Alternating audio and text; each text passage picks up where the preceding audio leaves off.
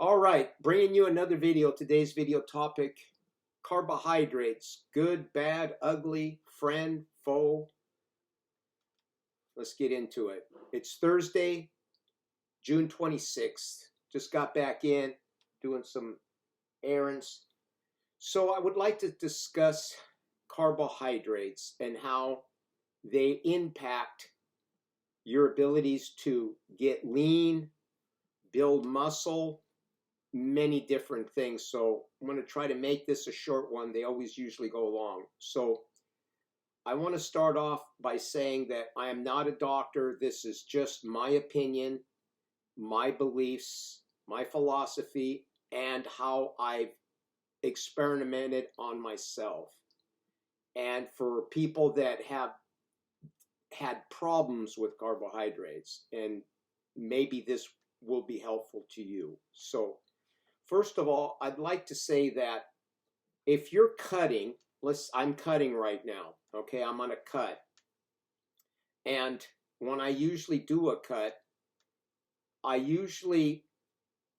not a carb phobic, like I'm not afraid of carbs. I use them, but like I said before, I use something that's called the zigzag diet. That's how they referred to it back in the day. It's a period of doing some carbohydrates and then cutting them off and going 3 or 4 or 5 days and then reintroducing them. So I'm going to start off by saying this. I believe that people that eat carbs and put on body fat, the reason for that is that their carbohydrate resistance, just like insulin resistant, you follow? Or they have a carb tolerance. They have a very low tolerance to carbs. So any carbs that they eat, automatically insulin rises and they put on body fat. Now, on a healthy person that's lean and has a proper functioning metabolism and their endocrine system's working properly, carbohydrates really would not be an issue. There are people that eat massive amounts of carbohydrates and they do fine. They're thin and lean. So I want to get into why that is and what my theory and my belief why that happens. Usually people that put on weight, especially if you're a young person growing up, people tend to put on a lot of weight. When that happens, it changes their metabolism and the carbohydrates are not utilized like they would be in a lean person. So this metabolic disorder kind of sticks with them, and it's kind of like a switch gets turned on and it just stays there. And to turn these switches off, I believe, is very difficult. So I believe that's why people claim when they go on ketogenic diets that they lose weight. Now, I want to just say this. That still does not, I'm not trying to dispel the theory of calories in and calories out. That is always going to be calories in, calories out, always is going to work, but with some exceptions, all right? So as we get leaner, your metabolism is going to start changing for the better, all right? Let's say you have I call it carbohydrate resistance. If you have that, I believe that through proper training, proper eating, that you can take that switch and turn it off, all right? But for some people, it's going to be very hard. And I'm not talking just about the fat that's on the inside. I'm talking about the visceral fat also. So it's all fat, all right? So if you have a carbohydrate intolerance, you have to figure out a way to turn that switch off. So I'm going to tell you some key points on how I believe you're able to do that, all right? First of all, you want to get to the point where you keep your carbs pretty relatively low. 75 grams a day and go for 3, 4, 5 days, train hard. And then when you reintroduce carbohydrates, do it for a couple of days. But that doesn't mean go hog wild and just load up on a shitload. Keep it moderate, all right? Maybe from your 75 grams a day, shoot up to about 150, 175 grams. Stay there for a couple of days, replenish your stores, and then go back, get right back into your lower carb diet. And keep your training and keep everything rolling along. What that's going to do is it's going to confuse the body. It's going to go back and forth. And what that's going to do is it's your metabolism is going to try to readjust itself, okay? Because as we get leaner, your metabolism switches to a different way to process these carbohydrates. Because there was a book a long time ago written by Corver Bailey. It was called Fit or Fat. He said something in there that was astonishing. I have always remember it to this very day. He says fat people tend to always get fatter, and lean people always tend to get leaner when they go on a regimen of trying to get in shape. A fat person will always get fatter because their hormonal profile and their intolerance to carbohydrates and what I call carbohydrate resistance is not working properly. Something in the eccrine system is not up to par. Thyroid, adrenals, cortisol, there's many different things involved here. So our objective is to try to get lean, to bring your fat stores down to a point where that switch can be flipped back off. Turn that carbohydrate intolerance off, so that way your body will function like a normal person. Now, here's the thing that I'm not sure of, okay? Let me shake this protein here.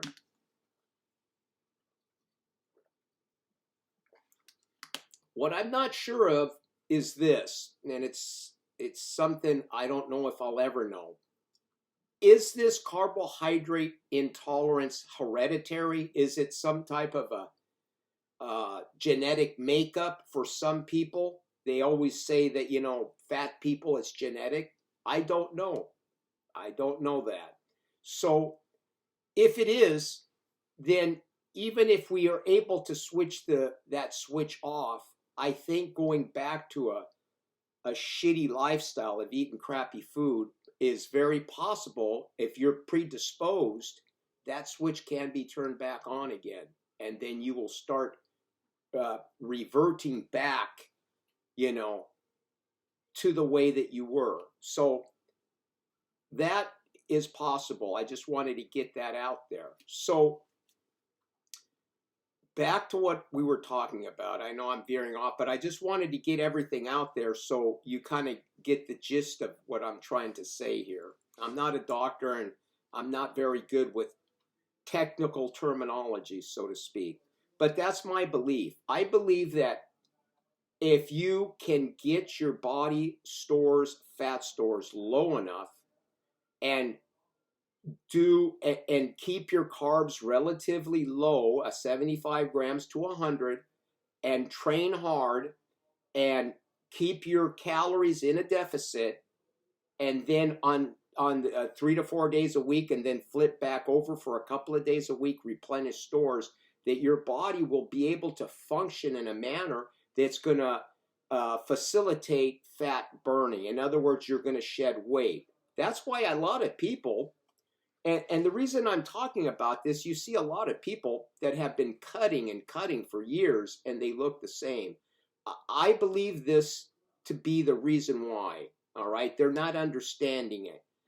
And then when you come to this standard bodybuilding diet, rice, chicken, sweet potatoes, chicken breast, and all these oatmeal, bananas, all these things are very high in the especially oatmeal. They're they're not real high in the glycemic index, but they're still going to spike insulin, especially like bananas.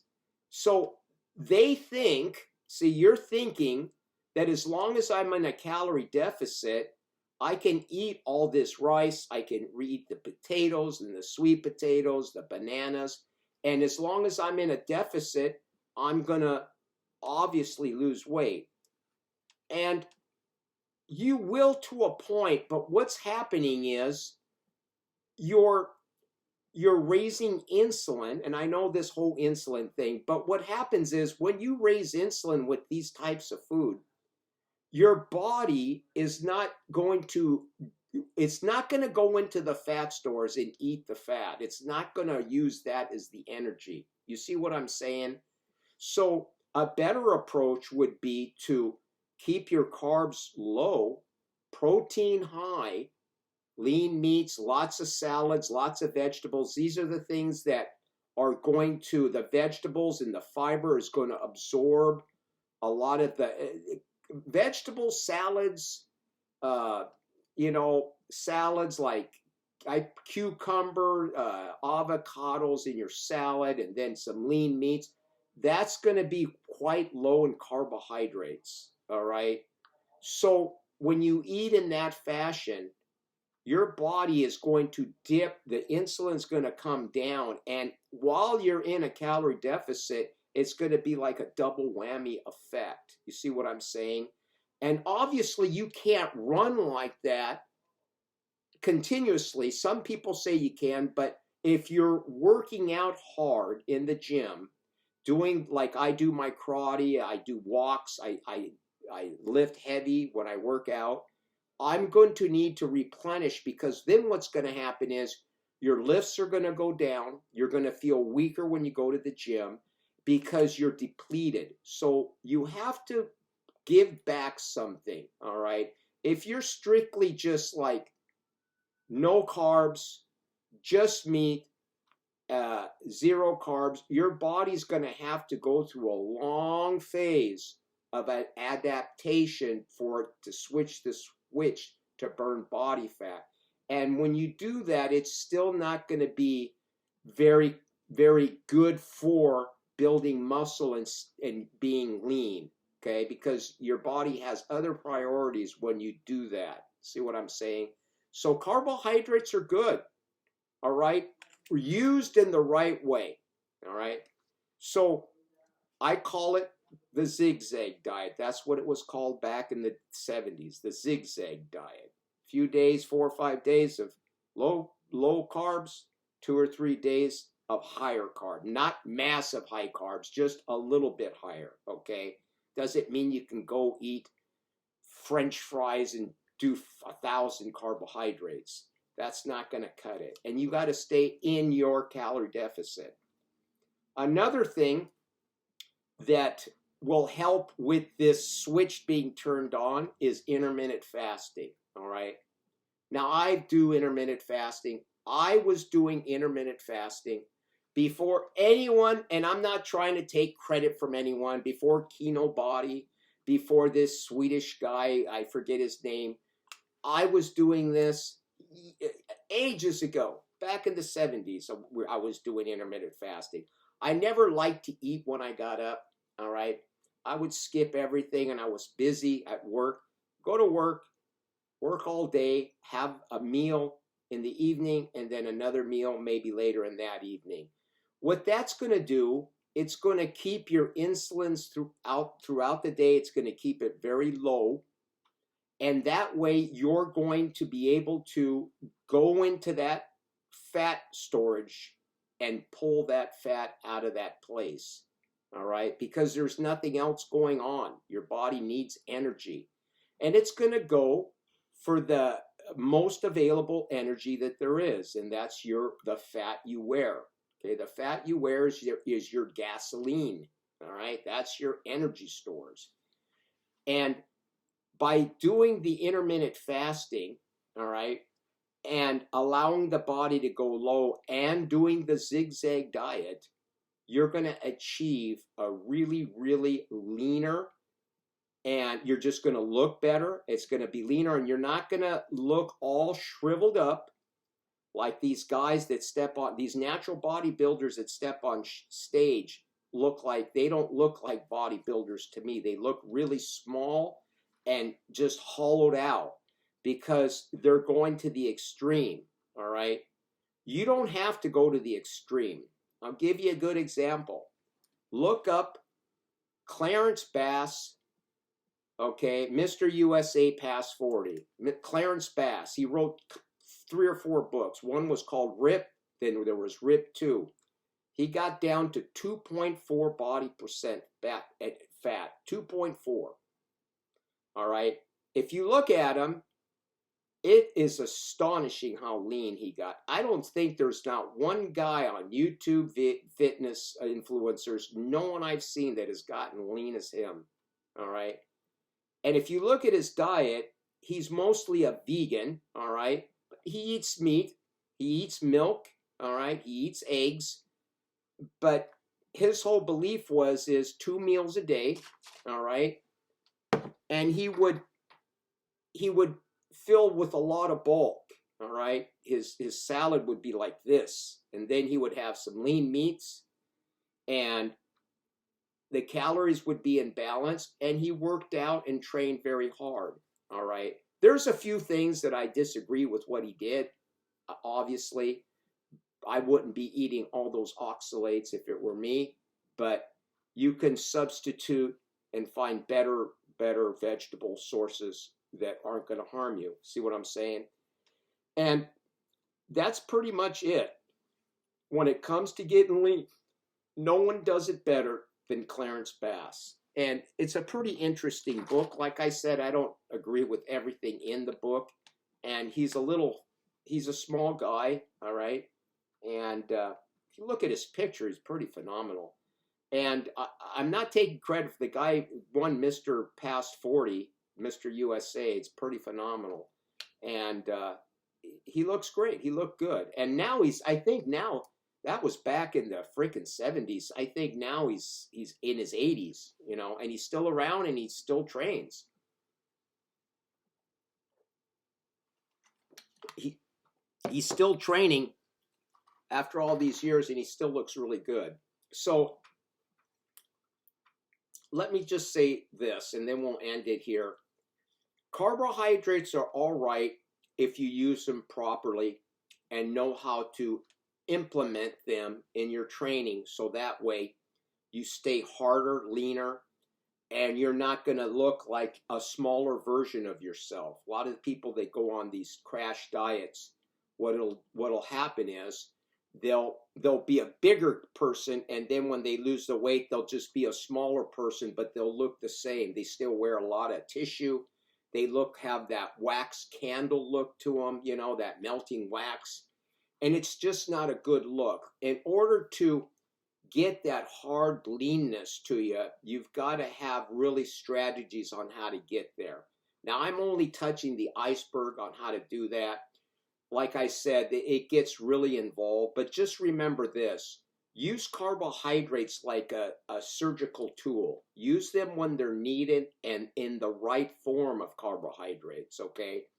That doesn't mean I don't believe in a lot of fruit. I don't do fruit. If I do fruit, which I don't do too often, is going to be blueberries and what else? Blueberries, strawberries, they're really low in calories. The sugar content is low, and you just have to have a small portion. I believe that the fructose is going to harm. When you're leaning, you don't want fructose. Complex carbs are going to be fine, but not fructose. Keep the fructose maybe on the weekend, on your higher carb, on the days that you're zigzagging into a higher carb, you can have a little bit. But during the time that you're low carb, I would stay away from fruit. Then I'm going to close with this, because this I feel is very important. When you're in this state and we're training and we're doing our walks, and I don't know if you have a sport. I have a sport. I train in karate. I do my katas. I do some bag work here and there. and I try to mix it up a little bit because I like to be a well-rounded type of an athlete, you know. I'm not after to be that big, bulky bodybuilding look. But while you're doing all this, you have to put in perspective that you got to keep your cardio damn near to nothing. Okay? Not saying cardio not to do it and you shouldn't do it. If that's your thing and you're a runner and that, fine. But you got to understand that if you're trying to hang on as much muscle as possible, when you do too much, it's going to interfere with your strength. It's going to interfere with your lifts, and you're just gonna hit the wall. All right. I don't think you should be doing 2 to 3 hours of steady state cardio a day, or like even walking. When I walk, I keep it to I walk, but I walk for leisure. I don't walk for like the sake of walking 15,000 steps every day. That's gonna that's gonna fuck you up. I'm just gonna say it. That's gonna hurt you. You don't want to do that. You want to focus on your lifting, not your walking or your cardio. And as far as diet go, as far as losing fat, that's going to be controlled by up here, what you put in your mouth and how many calories and what types of foods you're going to use in order to facilitate the nourishment that you need to keep your workouts progressing. You follow what I'm saying? So just remember, you don't want to go nuts on a shitload of walking, a shitload of biking, or all this. Now, there will be people that will say I'm full of shit, but that's fine. You listen to them, follow their advice, and see what happens to you. Your legs will get leaner. You'll start to look all hollowed out.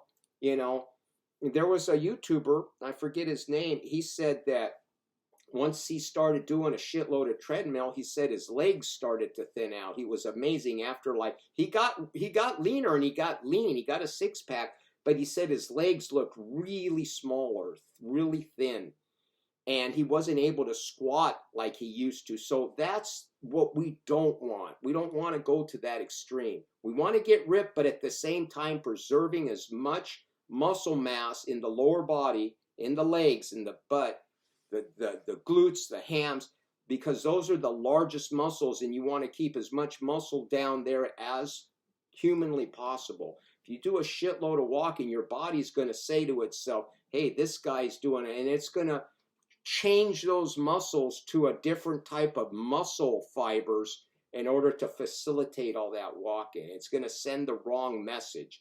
So don't do all this cardio. If you're going to walk, there's nothing wrong with it. You want to go down through the neighborhood and say hi to George and Bill down the street, or whoever you're going to see, or you want to go and walk around, you know, and go see the sights, have a cup of coffee somewhere. There's nothing wrong with that. I'm not saying you shouldn't walk. All I'm saying is you shouldn't walk with like a training. Like, I'm going to go out and I'm going to pound 15,000 every day and I'm going to get shredded. You will, but you're not. It's going to be in a bad way. That's just my opinion. That's my belief. You take it for whatever it's worth. So, all right, that's pretty much. I think that's pretty much I'm going to say in this video. So, anyway, again, subscribe, like this video, and we'll talk to you soon. Let's go to here. All right, ciao. We're out of here.